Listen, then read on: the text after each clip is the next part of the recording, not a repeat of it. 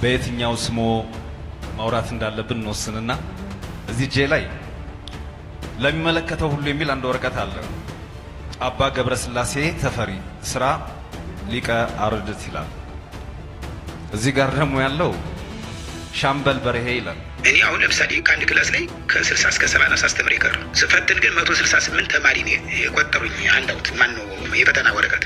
እነዚህ ስራዎች ቀድሞም ነበሩ ቢኖሩም የአሁኑ ፍጥነትን፣ ጥራትን፣ ተወዳዳሪነትን ያመጣው በእውነት በዚህ አጭር ጊዜ የርሶ ቪዥን የርሶ ጳጳሱና ከስራ አስኪያጁ ውጪ የሚገኙት በአዲስ አበባ ሀገረ ስብከት ያሉ መሪዎች ሙሉ ለሙሉ ከነምክትላቸው አብርሃም ለምን እንዴት እንደፈቀዱም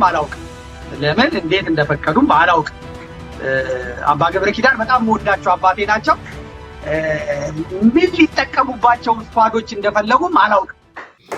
ሰላም ጤና ይስጥልኝ። እንዴት አደራችሁ? እንዴት ዋላችሁ? እንዴት አመሻችሁ? አምላክ አበው ቅዱስ እግዚአብሔር ስሙ ዛሬም ዘወትርም የተመሰገነና የተወደሰ ይሁን። የዛሬው ቪዲዮ ብዙዎችን ሊያናድ ይችላል፣ አሊያም ደግሞ ለብዙዎች መነሻ ሀሳብ ይሆናል ብዬ ስላሰብኩትኝ ይህን ነገር ያቀረብኩትኝ። ሰላዮች በቤተ ክርስቲያን የሚል ነው የሚሆነው። የመጀመሪያው ቪዲዮችን እሱ ነው የሚሆነው። ከዛ በተጨማሪ እንግዲህ አዲስ አበባ ላይ እየተከሰተ ያለው ነገር ምንድነው፣ ካህናት ላይ እየተፈረደ ያለው ፍርድ ምንድነው የሚለውን ነገርና ዘመድኩንም ስለ አባታችን አባ ገብረ ኪዳን ስለሚያሰራው ህንፃ ሆስፒታል ማለት ነው ጥያቄ ሊሆኑ የሚችሉ ነገሮችን እያነሳ ነው ያለው። እስከ ፍጻሜ ድረስ ተከታተሉት። እንዳልኳችሁ ነው የምንጀምረው ከሰላዮች ነው። እንዳይገርማችሁ ግን ሼር አድርጉት። ይህን ያዘጋጀው ተቦርነ የሚባለው በቲክቶክ ላይ የምናውቀው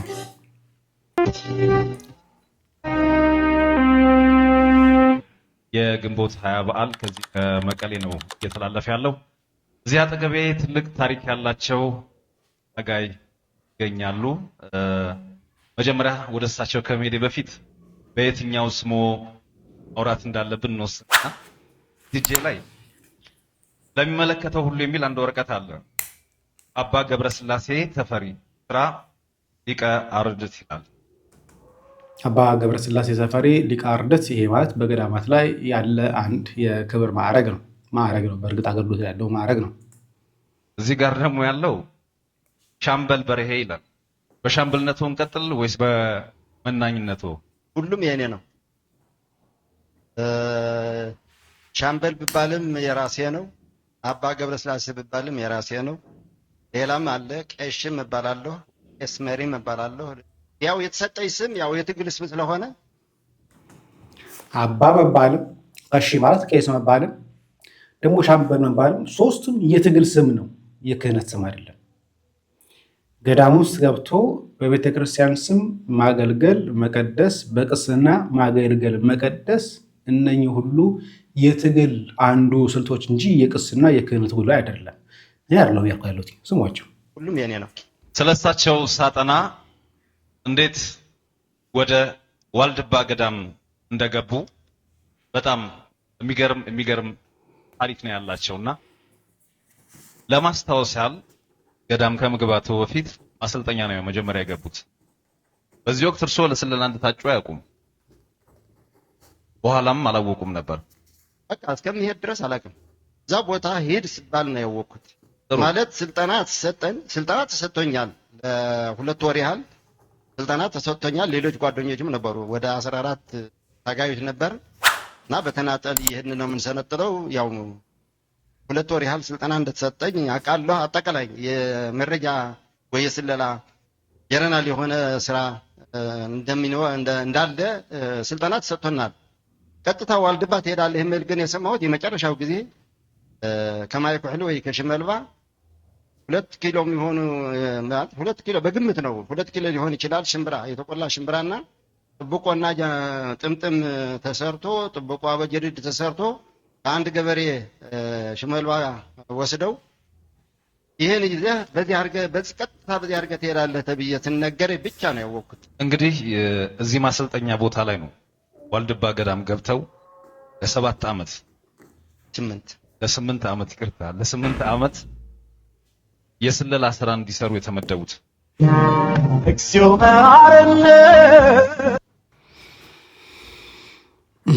በደርግ ጊዜ የነበሩ ሰራዊት በተለይ በግድያ የሚፈለጉ የነበሩ ሰዎች አብዛኞቹ ሸሽተው የገቡት ወደ ገዳማት ነው። እዛው መነኮስ ናሉ እስከነ ሽጉጣቸው እስከነ መሳሪያቸው ነው ወደ ገዳማት የገቡት። በዛ ምክንያት በጣም ብዙ ገዳማውያን ተገድለውብናል። በነገራችን ላይ እነሱ እናጋለጣለን ብለው ይሄ እኮ መነኮስ አይደለም ይሄ እኮ ሽጉጥ አለው የሚሉትን ብዙ መነኮሳትን ገድለዋል። በነገራችን ላይ በኢህአዴግ ጊዜም የሆነው ይሄ ነበር። በነገራችን ላይ ክህነት የሌላቸው ቅስና የሌላቸው ሰዎች የስለላን ስልጠና ይወስዳሉ። ከዛ ኋላ ገዳማት ላይ ገብተው አባ ቀሲስ ይባላሉ። ከነኚህ ሰዎች መካከል ላይ የጳጳሳም እንዳለ ጭምር የሚናገር ነው። ካህን ሳይሆን አባ የሚባል ካህን ሳይሆን ሰላይ ሆኖ ሳለ ቀሺ የሚባል ወይ ደግሞ ቀሲስ የሚባል ደግሞ በሌላኛው ማዕረገው በሻምበልነት ደረጃ ያለ። ይህን ሙሉ ቪዲዮ ፈልጌ አጣሁት። ለምን እንደሆነ አላውቅም። የምታገኙ ሰዎች ካገኛችሁ ድንገት ሙሉ የምትልኩልኝ ደስ ይለኛል። ለግንቦት ሃያ የነበረ የትውስታ መርሃ ግብር ላይ ወይ ደግሞ ግንቦት ሃያ ምን ምስል እንደነበረ የተደረገ ዝግጅት ላይ ነው። ቄስም ነው መነኩሴም ነው ደግሞም ሻምበልም ነው። ሁለቱ የክህነት ጉዳዮች ለስለላ የተጠቀመባቸው እንጂ በእርግጥም ካህን አልነበሩም። እንደዚያ ሰዎች ምን ያህሉ ቤተክርስቲያን ውስጥ ገብተው ቤተክርስቲያን እያመሷት እንደሆነ እንደ መነሻ ነጥብ እንድትይዙልኝ ብዬ ነው። በነገራችን ላይ ይህ እንደምታ ያነሳሁት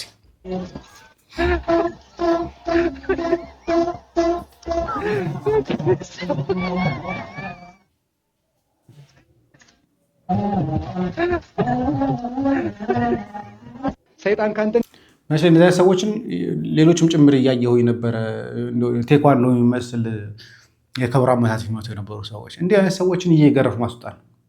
ቤተክርስቲያን በብዙ ተበድላለች። በእንደዚህ አይነት ሰዎች ደግሞ አሁን ላይ ደግሞ ማላገጫ የሆነ ነገር አይመስለኝም። ለማንኛውም ትናንትና አባታችን አባ ገብረ ኪዳን አቅርቤላችሁ ምንድነው ከገርማ ጋር የሚያገናኝ ለምንድን ነው ተስፋዬን ስም በከንቱ የምጠራው አይነት ሰዎች ሲነሱ ነበሩ። ለምን እንደሆነ ያሳያል። ሰይጣን ካንተ እንዲርቅ ልትፈልግ አሁን አንዳንድ ሰው አለ ሰይጣን ለማራቅ እያለ የሚጃጃል ሰይጣን እንዲርቅ እንትና የሚባለው ጸሎት ጥሩ ነው ምናምን እንትስ የሚባለው ጥሩ ነው እንትና ደግሞ ለዚህ ጥሩ ነው የእንትና ደግሞ ድርሳን ጥሩ ነው። እንደዚህ አትጃጃሉ። ሰይጣን እንደዚህ ስላረቀው ብቻ ያደርግ በኢየሱስ ክርስቶስም ብሎታል።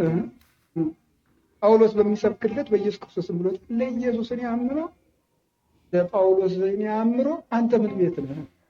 ኢየሱስንም አምነዋለሁ ጳውሎስንም አውቀዋለሁ አንተ ምን ቤት ነህ? ሰይጣንን ለማር አንዳንዱ ሰውማ እንደው ሲጸልይም ሰምታችሁ ሰው ቀረ በቱላ የሚርቅ ቀጥ መሰራይቶን ብሎ ይህ በጥርሱን ነከስ ሲያደርገው ሰይጣን የሚያመው ይመስለዋል። ሁሉ እንደዛ ሰይጣን እንደዚህ ብሎ አይርቅም። ሰይጣን የሚርቀው ጎበዝ እኛ ላይ ያስቀመጠውን ገንዘብ ወርወረን ስንጥልለት ያን ስንጥልለት ሰይጣን ይርቃል። ያ ክፉ አደራ ሞት ደግሞ ሰይጣንን ተጠግቶ ይመጣል። ማናቸው እንደዚህ አይነት ሰዎች ሲባል የምናውቀው ነገር ነው። ቀጥቅጠው ደብድበው ሰይጣንን እንደ መንገድ ላይ የተገናኙ እስኪመስል ድረስ ደብድበው ቀጥቅጠው የሚባባሉት ማን እንደሆነ እናውቃለን። በዚሁ መቁጠሪያ እንዲህ አድርገው እያሉ ስለዚህ የአባታችን ትምህርት ጋር ምን እንዳገናኘውና ያንን በኤአይ የሰራው ትምህርት ከማን ጋር እንደሚገናኝ ጥሩ ማሳያ ነው ብዬ አስባለሁ። አዲስ አበባ በጀልባ መሄድ ጀምሯል አሉ። እያወራለሁ ስለተመረቀው አይደለም፣ ሌላኛው ጀልባ ማለት ላይ ይሄንን ደግሞ ከዚህ ቀጥል የምናየው አንድ ቪዲዮ አለ። ምን ብለው ይሄን ነገር እንደሚያሞግሱት ምን ብለው እንደሚያወድሱት እናየዋለን። ጠብቁ። እስካሁን ድረስ ግን ላይክ ካላደረጋችሁና ሼር ካላደረጋችሁ ላይክ እና ሼር ማድረጋችሁ አትርሱ። አዲስ አበባ እንግዲህ የበለጸገችው አዲስ አበባ የውሃ ፈሳሽ እንኳን የሌለባት ናት። ውሃ እንኳን ማለፍ ማይችልባት ማይ ጉድነስ አስፋልቱ ያለ ውሃ ፍሳሽ ያለ ቦቴ ምንም አይነት ድሬኔጅ የሌለው።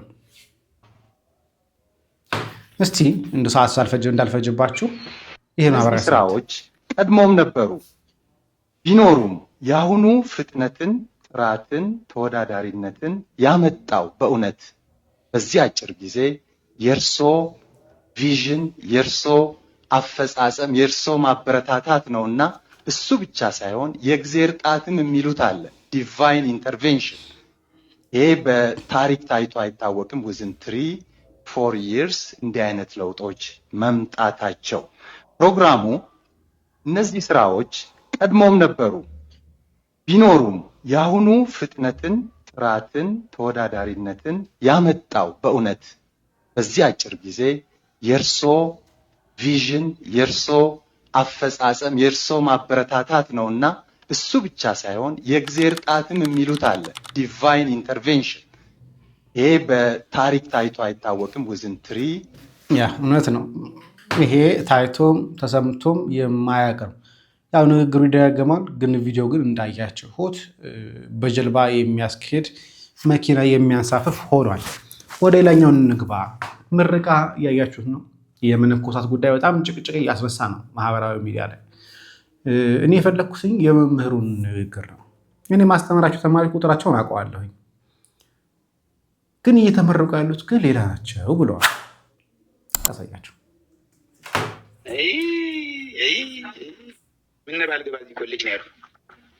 ይሄ ሁሉ ተመራቂ አሁን ይሄ ቁጥር የሌለው አሁን ይሄ ሁሉ ምን ስንቱ ነው ስንቱ ተቆጥሮ ይሄ ሁሉ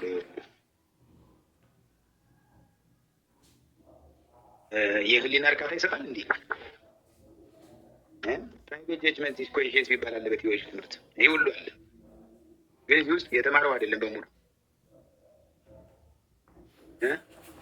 በነገራችን ላይ ጉዳቱን ልንገራችሁ። ይሄ ሰው ተመርቆ ይወጣና እኔ እኮ የቴዎሎጂ ምሩቅ ነኝ ከኔ በላይ አታውቅም እያለ ወደ ምሕረት የሚያበላሸው እንደዚያ ሰው ነው። ያልተገባ ሰው የነ ቅዱስ ቄርሎስን ቦታ እያያዛሉ። ይሄ ነው ዛሬ እንደውም ቅዱስ ጳውሎስ እና ቅዱስ ጴጥሮስ የሚከበሩበት ዓመታዊ ክብረ በዓላቸው አለ። እንኳን አደረሳችሁ። እነኚህ ሰዎች የእነሱን ቦታ ይዘው የሚያስተምሩት እነሱ ናቸው። ሳይማሩ ክላስ ሳይገቡ ምን እንደተማረ እንኳን ክላሱ ሳያውቁ ከኔ በላይ ቴዎሎጂ ያማናል የሚሉትም እነኚህ ናቸው። የተማረ አይደለም እዚህ ውስጥ ያለው በሙሉ ያልተማረው ሁሉ ነው ያለ። በጣም ያሳዝናል። በጣም የሚያሳዝን ሁኔታ ነው።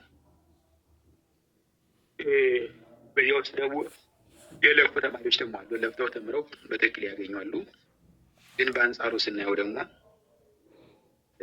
ዝም ብሎ ውጤት የሚወሰድ ከሆነ ምን ትርጉም አለው? ምክንያቱም ገዝቶ መውሰድ ለምሳሌ ሰርቆ መብላት እና ሰርቶ መብላት አንድ አይደለም።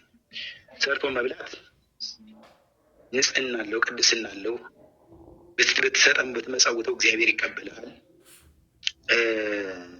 አይነት አለው። ያንተም የአእምሮ እርካታ ነው፣ ደስተኛ ነህ። ሰርቀህ ሙስና ተቀብለህ የሰጠው ግን እግዚአብሔር አንደኛ አይቀበለውም። በነገራችን ላይ የፈለገ አንድ ቤተክርስቲያን ብቻ ብትሰራ እግዚአብሔር አይቀበለውም።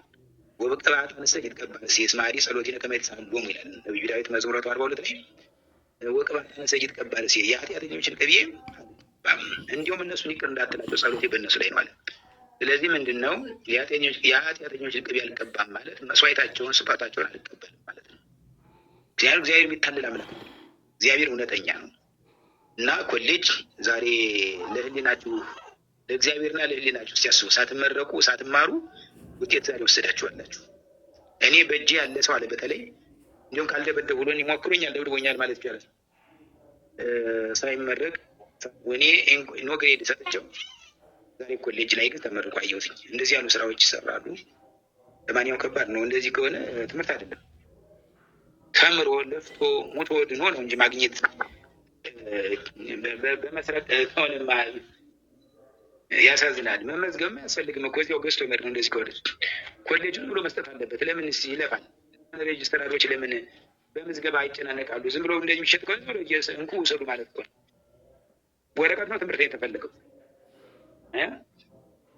የተፈለገው ትምህርት ከሆነ መማር፣ የተፈለገው ገንዘብ ከሆነ ደግሞ በገንዘብ እዚያው ጥሩ አይደለም። ለማንኛውም ኤኒዌይስ እና ለማንኛውም ግን እውነተኞች ተመራቂዎች እንኳን ደስ አላችሁ። እውነተኞች ተመራቂዎች እግዚአብሔርን ብላችሁ እናገለግላለን ብላችሁ የመጣችሁ እንኳን ደስ ያላችሁ። አንዳንዶቹ እግዚአብሔርን ብለው አንዳንዶቹ ደግሞ ለገንዘብ ለማደጊያ ብለው የመጡ እንዳሉ ያስታውቃሉ። ለምን እግዚአብሔርን ያሉ የሚማሩ ናቸው፣ የሚመጡ የሚከታተሉ ናቸው፣ እውቀትም ይሸምታሉ። አዘርዋይስ እንዴት ያለው ምን ይሰራል? ያለው እውቀት አይሆንም። ለማንኛውም እንኳን ደስ አላችሁ። ኮንግራቹሌሽን። ወንጌልን ስበኩ መናፍቃን እምቱ ነው። ወንጌልን መስበክ ሳይመሽባችሁ ብትመለሱ እውነቱን ለመናገር ንጹህ ሃይማኖት ይዘናል። ነገር ግን አሁን ያለው ትውልዱ እየተበላሸ ነው። ንጹህ ሃይማኖት በዓለም ላይ እንከን የሌላት ማስተባበያ የሌላት የኢትዮጵያ ኦርቶዶክስ ተዋሕዶ ቤተክርስቲያን እንቁ ነች፣ እንቁ። ነገር ግን አሁን እየመጣ ያለው ግን ከስርዓቱ እያፈነገጠ ነው እና እዚህ ከኮሌጁ እንደዚህ ሳይማሩ መመረቅ እኮ ውጤት ገዝቶ መውሰድ ማለት ነው። ይወቁ። ውጤት ገዝቶ መውሰድ ነው። ሳይማሩ ምረቃ ላይ መገኘት ምን ማለት ነው? ትርጉም በጣም ያሳዝናል፣ ያሳፍራል።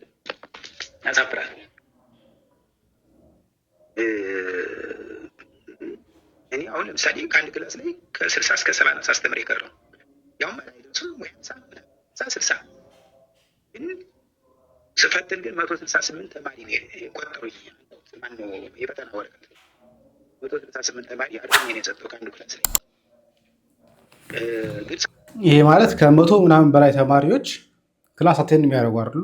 የተማሩ አይደሉም፣ ግን ፈተና ሰዓት ላይ ግን ታረምላቸው። አስተምር የቀረቡት ግን ከ50 እስከ 60 ግን መጥቶ ግን ተመልከቱ ዲግሪ ይዞ ወደ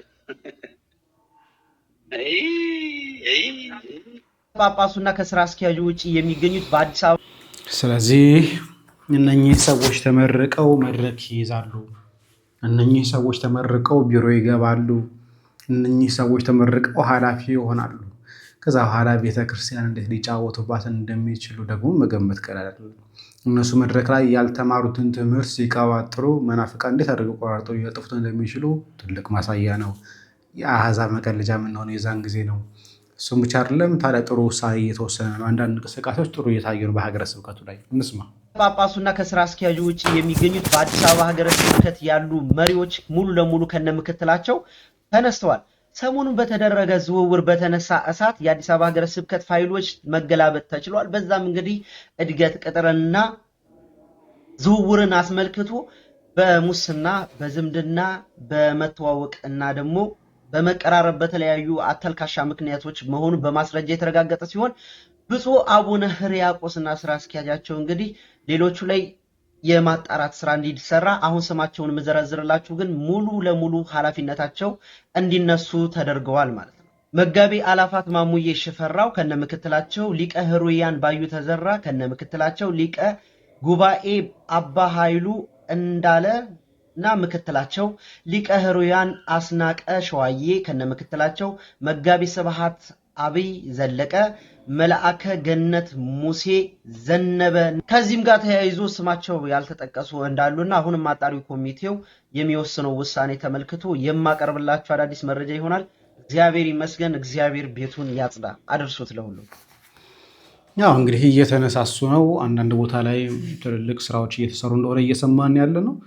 እንግዲህ እግዚአብሔር አሁንም ቤቱን ዛሬም ነገም ቤቱን ያጽዳልን። አንድ መባል ያለበት ነገር እሱ ነው። እንቀጥል። ለምን እንዴት እንደፈቀዱም አላውቅም። አባ ገብረ ኪዳን በጣም የምወዳቸው አባቴ ናቸው። ምን ሊጠቀሙባቸው ስኳዶች እንደፈለጉም አላውቅም። ምን ሊጠቀሙባቸው እንደፈቀዱም አላውቅም።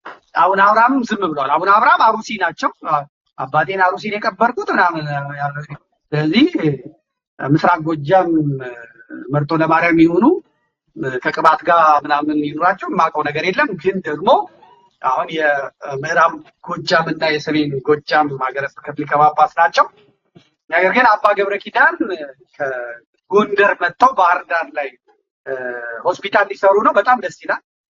ሁላችንም እንተባበራቸዋለን። ግን መሰረት ድንጋዩ ሲቀመጥ በብፁዕ አቡነ አብርሃም ሀገር ላይ የደቡብ ጎንደር ሀገረ ስብከት ሊቀ ጳጳስ መጥተው የመሰረት ድንጋይ የሚያስቀምጡበት ምክንያት ይሄ ለጎንደርና ለጎጃም የተቀመጠ ፈንጂ ነው።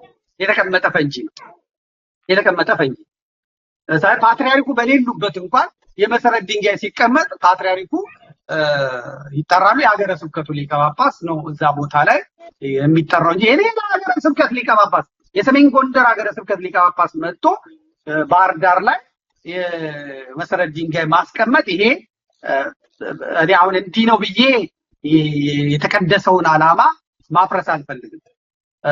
አባ ወልደ ኪዳንም ከቅንነትና ሀሳቡን እንትን ከማለት እንጂ የፖለቲካ ጌሙ የገባ እሳቸውም ተናግረዋል። የመንግስት ቢሮ ለመጀመሪያ ጊዜ ነው የገባሁት ብለዋል። ፎቶዎቹን ካያችሁ ለመጀመሪያ ጊዜ በአማራ ምድር በዘመነ ብልጽግና የኢትዮጵያ ሰንደቅ ዓላማ ተጎትቶ መጣ። ህዝብ እንዲያዩ ተደርጎ የብልጽግና ሰዎች ከአማራ ክልል ከአዳራሻቸው ከቢሮአቸው አጥፍተው ሰማያዊ፣ ጥቁር፣ ሬንቦ የሆሞሴክሹዋል እንትኖችን ምናምን ነው የሚያደርጉት። አሁን ግን ለመጀመሪያ ጊዜ አባ ወልደ ኪዳን ባቀረቡት ቶሎ አምጣልኝ ወንድም አለም እዛ ልኬልሃለሁ ዛሬ ባቀረቡት ነገር ላይ እንግዶች ተሰብስበው ከኋላ የኢትዮጵያ ባንዲራን አድርገው አይቻለሁ ማለት ነው። ከኋላ የኢትዮጵያ ባንዲራን አድርገው አይቻለሁ። በሚገርም ሁኔታ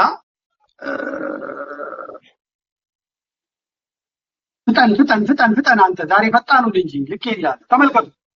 ይሄ እንግዲህ ንጉሱ እንዳለማው ከንቲባው በጎጃምና በጎንደር አካባቢ ጳጳሳት ምናምን የመጡት ጥላ የተደረገላቸው ራሱ አረንጓዴ ቢጫ ቀይ ነው እና አማራን ልታጃጅለው ስትፈልግ አረንጓዴ ቢጫ ቀይ ታሳየዋለህ ማለት ነው። ከዛ ጎንደርና ጎጃሜን ለማጣጣም ከፈለግ እስክስ ማለት ብቻ ነው። ጎንደር የቴዎድሮስ ሀገር ጎንደር ያለቀለት አሞቱ ነው የሚፈሰው አለ። ከዛ አይናገርም አይጋገርም። አዝማሪ ብቻ አቅርበህ እያስገዘገዝ የኔ ጀግና ማለት ነው። አፍንጫ የተደፈጠጠውን ሰውዬ የኔ ሰልካካ ብቻ ካልከው አለቀ። መቶ ይሸጥል እና አዝማሪ ይወዳል ማለት ነው። እና ባንዲራ ካሳየው ደግሞ ያው ቀላል አይደለም። እና የኢትዮጵያ በሳቅ ነው የሞቱት። ለመጀመሪያ ጊዜ የመንግስት ባለስልጣናት ባሉበት ቦታ የኢትዮጵያ ሰንደቅ ዓላማ ያውም ኮተቱ የሌለበት ወያኔ እላዩ ላይ የለጠፈችው አምባሻ ሳይኖርበት መጥቶ ተለጠፈ ማለት ነው። ከዛ ይልቅ ግን ብፁዕ አቡነ ዮሐንስ የደቡብ ጎንደር ሀገረ ስብከት ሊቀ ጳጳስ መጥተው የመሰረት ድንጋይ በባህር ዳር ላይ ማስቀመጣቸው ይሄ ፌር አይደለም። ያ መሰረት ድንጋይ ሲቀመጥ የሀገረ ስብከቱ ሊቀ ጳጳስ ብፁዕ አቡነ አብርሃም ናቸው። ብፁዕ አቡነ አብርሃም አማካኝነት ተቀመጠ ነው የሚባለው። በብፁዕ አቡነ አብርሃም አማካኝነት ተቀመጠ ነው የሚባለው እንጂ በብፁዕ ምንድን ነው አሁን የተፈለገው እንዴ? የተፈለገው አቡነ አብርሃም ዝም ነው ያሉት፣ ተስማምተዋል ማለት ነው። ለጎንደርና ለጎጃም የታቀዳለ አሁን ይሄ ሰሜን ጎጃም የሚባለው ለደቡብ ጎንደርና ለጎጃሞች የተደቀሰ ነገር አለ። ይሄ ሁላ ግን በጥበብ ማለፍ አለባቸው። በመነጋገር በመነቋቆር በምናምን በመተቋቆስ ምናምን ሳይሆን ብልህ ከሆኑ ያልፉታል። በጣም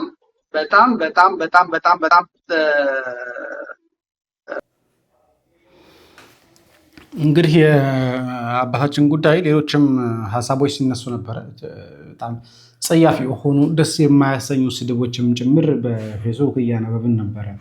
አስጠንቅቀናቸው ነበር። ነገር ግን እምቢ ብለው ሄደዋል። ስለዚህ ዋጋቸውን እንሰጣቸዋለን።